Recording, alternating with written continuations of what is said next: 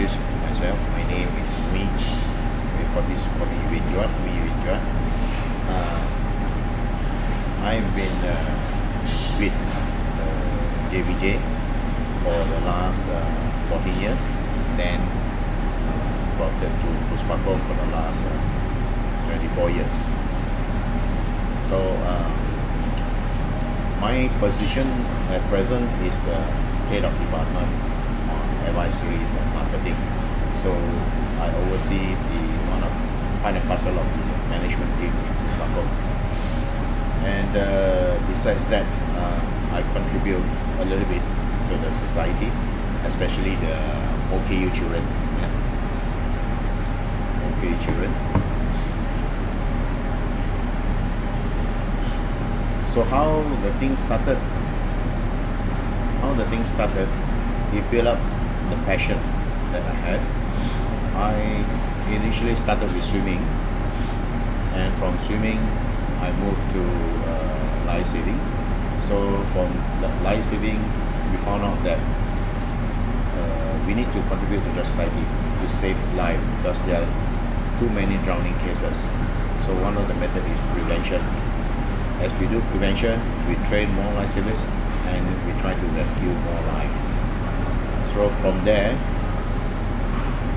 so happen there are also children, especially these OKU children. So we feel that these OKU children is not exempted. They need to learn how to swim and also how to save themselves.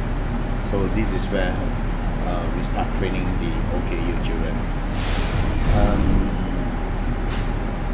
This award is actually awarded to me for all the services that we have rendered all the while, especially more on saving life, prevention of drownings.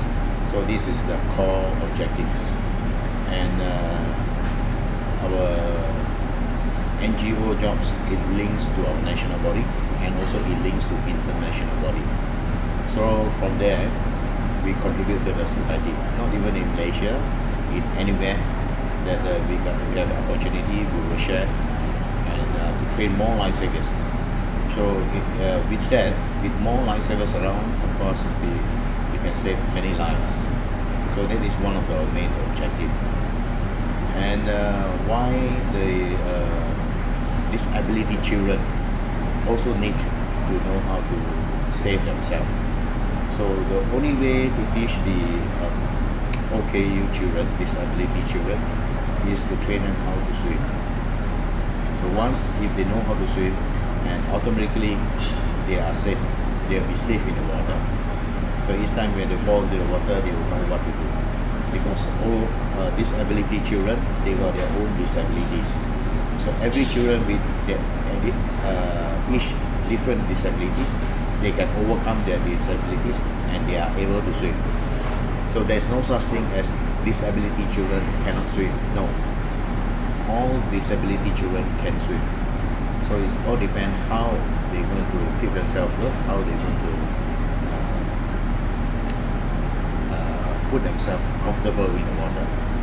So one of the main area is to avoid all the fears. We started this life saving in a team, right, from swimming. So from there we observe there are a few drowning cases, and each time we can see a non-rescuer trying to rescue the victim, and at the end, instead of one victim, it turns out to be two victims. So from there we take the first step is to train the public how to be a lifesavers. So with that, instead of one victim drown, right, instead of two victims, at least the lifesavers, he is a trained lifesaver, he can rescue a victim. So that eventually will help more drowning cases. And for the disability children, at times we see, because if you don't train the disability children how to swim, how to get themselves adopt themselves in the water, so they'll be water phobia. So forever they will not have to be in the water, because disability, that is one of the area that water fright is one another area for them. So we need to put them in the water and make sure they are comfortable with the water. So in the event any accidents, if they fall into the water, so at least they can survive the water. For example, we got a few children. The child can float for hours in the water without any assistance. So this is one of the reasons. For these disability children, it's very difficult to train them. The only thing is we have to comfort them, we have to be with them to make sure they are comfortable in water. And once they're comfortable in water, that is water survival. From my experience, I've been swimming all the while. There is a few cases that I found the general public already pull up a victim from the swimming pool, and they just leave it at the poolside, and they could not do anything. So I had to do resuscitation, and finally the child managed to survive, revive back. So these are the things that, so I tell myself, I think a lot more people, especially the bystanders or the pool user, they must at least know how to rescue or do CPR, at least a CPR. So that will help to save drowning victim. And another case is at the beach. You can see a lot of these boatmen, or the general public, they will just pull the victim up and they just leave it on the side or send straight to hospital. Because for drowning victim, each time when you pull a victim out from the water, right, the moment it drowns, stop breathing, we only got 4 minutes to revive the victim. So that 4 minutes is very crucial. So as a rescuer or a bystander, you must start to apply CPR. Then the chances of surviving is very high. Otherwise, you will send to hospital, it may be too late also. It will be more than 4 minutes and you'll be what do you call it? Biological death. So that's why I say a bystander rescuer is very, very crucial, because in 4 minutes you can do a lot of things. My core business is to work with the PWDs at one time and with postmortem.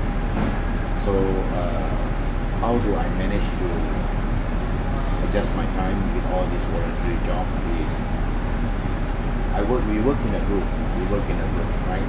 So during office hours, my job, of course, we come first, right? So a team of us, maybe at the poolside, those working at the poolside, those working in the hotels, right?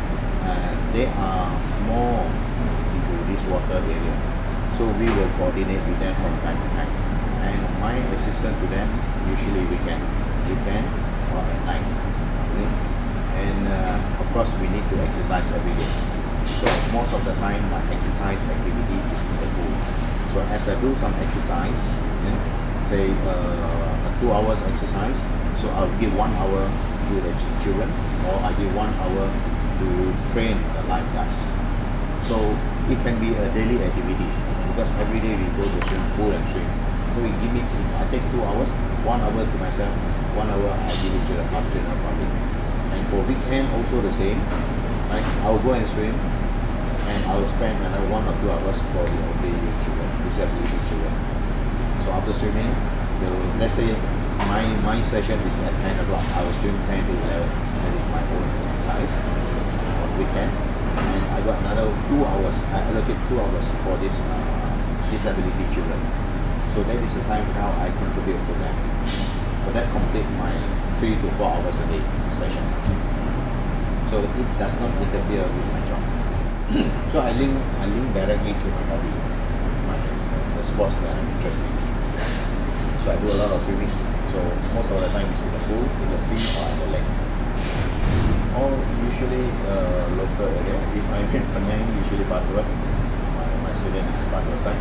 Then KL, so I've got a group of students. So they will know my time. I will give them the time every weekend. So they'll come according to the time. Or disability personnel. They are disability, but as a coach, we always focus on their ability area. So when they say a disability is not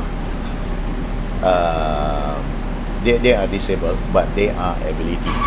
So we focus on the ability area. For example, if his disability is on the hand, so we focus more on the leg and on the body movement. See,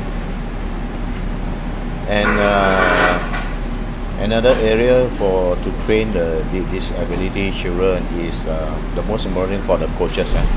Coaches, you must have the passion, because for a disability child to know how to swim, not months, but sometimes it takes years for us to train. Firstly, we must get rid of their phobia in the water. Most of the disability children, they are phobia in the water. So we need to get rid of their phobia in the water. Then only, once they are so used to the water, then slowly we will train their stroke. They are not like normal student, where you got a system of training swimming, because they are disabled. So we have to adapt to their situation, not our situation. We need to follow them. Another area for this training children for swimming, you see, we try to encourage the parents, right, to bring the children out, especially the OKU children. Don't keep them at home, bring them out, expose them to sport, because sports is a very good channel to expose all these disability children. One of the successful story I can share with you, I used to bring a few of my students to Thailand, Bangkok, for competition. So when we were there for swimming, open sea marathon, 2 to 5 kilometer. So my children was called up to question why do they come and swim. So our message is very clear. We come to swim to tell the world that the disability isn't inability. So that means every OKU children must come out and expose themselves to sports. So after the following year, we went again for the competition, and we found out that in Bangkok there are a few disabled children joining the competition. So it's all started from us in Malaysia. We pass the message to them, and the next year we can see the disability from Thai people, they participate in the open sea competition. So if a layman can do, even the disability children also can do. The only thing is we must have the passion, we must really concentrate, push them for it. Not easy to train the disability children. The only thing is we need to have patience, and your passion must be there, because it takes time. And if you come across a blind children, okay, it's quite easy. But if retarded children, then it's quite problem a little bit, because each time you teach them something new, then they tend to forget, and we will start all over again. So these are the challenges that we will face all the time. So you need to keep on repeating the same technique, so that they'll be more focused. Otherwise, they'll be very forgetful. At times we scold, yeah, but we scold with love. Yeah? At times we raise our voice, because sometimes we need to push for it. Jeff Wong, Faiz, they participated in Paralympics. Well, I'm proud of them. They can do excellent, and they produce very good results. And that is why it gives me confidence to bring them to swim in open sea. Like Jeff Wong and Faiz, they joined me for the swim, 7.5 kilometer, and we completed 3.5 hours swim. That is one of the success story I can share with you. And of course, the risk is very high on me, because I have to swim, I have to tie a rope to them. So I have to make sure in the open water, open sea, they are with me all the time. And in the open sea, you face a lot of things. We face underwater current, we face the wave, we face jellyfish, and there are also insects from the sea, and of course we cannot avoid the bright, strong sunlight. So these are the challenges area. and I try my best to expose them more onto these activities, and that is where we build their interest in swimming. Hopefully they will continue to do training, and each time you can see ahead for next year, maybe 2021, we are planning to go to Bangkok again. So this is the time we start training. So at least when they do training, they are focused, they are prepared themselves for the next competition, and this build their interest. People with disabilities also can play their role. They can also contribute. For instance, water safety, right? Water safety. If he's handicapped, he can swim. He can always swim with a float and reach the victim, pass over to the victim. That also safety. He rescue a person's life. Or better, if he can swim well, he can just swim with a rescue tube, pass the rescue tube to the victim, with the near drowned victim, and with that he can eventually pull the victim to the safe area. So this is part and parcel of water safety and also safe rescue.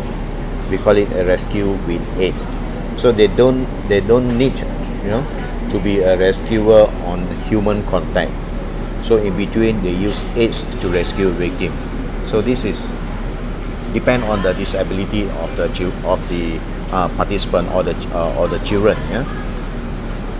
And he is blind. For example, if he's blind, he can swim well, so he can help a rescuer to tow the victim back to shore. Let's say in the middle of the sea, he can help another rescuer as an aid, tow the victim to the safe area. Butterfly Life Saving Society is started by me, and we got a very big group of members, very active members. So as I say, Butterfly Life Saving. So our main focus is more on training instructors, training lifesavers, so to rescue more lives and prevent drowning. So that is our main focus. But besides that, we would like to put into, in fact we have these activities in the society, that is to train the disability children. So that's our focus. If we've got more instructors, then we can take in more children on these disability children. Well, in Penang, again, the facilities is good. We can make use of the public pool to do training, but in KL we don't have much facilities where it open to public to do training. Most of the pool only meant for you to swim only. So I can only get maybe a few of them to help me, but not in a big group. So hopefully we got these facilities, then we can train more instructors. Firstly, I think we need to focus more on instructors because one man you cannot do much. Yes. Because especially training the disability children, the best to train the disability children is one-to-one. Whereas if a normal swimming, maybe one instructor you can handle 5 to 6 students. But disability children, no. You need to go one-to-one. Yes, most welcome. Please let me know what I can contribute. I'll do my best. And maybe perhaps we can train more Rotary members to be instructors. Because to train the disability children, you don't need to be a good swimmer to be an instructor. Only thing we need your assistance, your time in the pool only. So from there, we can help you to guide the disability children to swim. Always tell my students, to pass these messages around. Disability isn't inability. So they can do. There are many things that they can do without their disabilities. Thank you very much for the Rotary Club of Kelana Jaya. So actually we are looking forward, right, to train more instructors. Besides that, only if possible, pass the message around, if possible, as you can say, through the world. The disability isn't inability. That means every disability children must be given a chance to expose themselves to sports. And water activities, swimming and water safety is the best sports for the disability children. So there you get two things. One, you make them active. Two, you save lives. Okay? And the disability children will be exposed to many more activities once they are exposed to water activities.